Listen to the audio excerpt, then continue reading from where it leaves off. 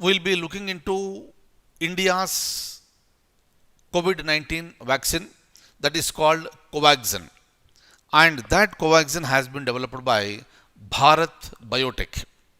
Apart from this Covaxin, even for Covishield also, the permission has been granted by DGCI.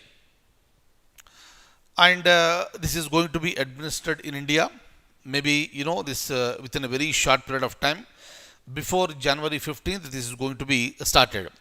And we know very clearly what is the impact of this coronavirus throughout the world, and especially the new strain that has been started in UK, and also another strain that was started in South Africa. This is really creating more panic than before.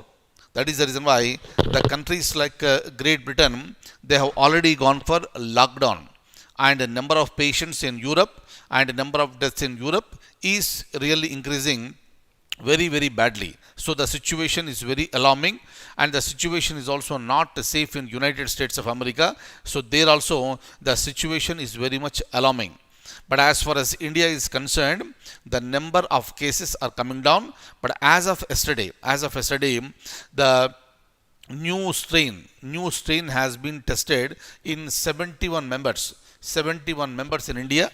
That is the reason why we should also be very very careful as far as this new strain is concerned. For that matter, coronavirus is concerned. So social distancing, mask and sanitization, these three must be followed for long period of time.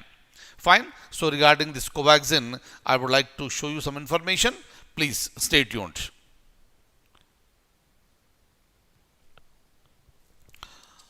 Look at this. Look at this. The vaccine Covaxin was developed by Johnson and Johnson, Bharat Biotech, Reddy Labs, or Zydus. As I told you just now, answer is Bharat Biotech. Look at this. Some information for you.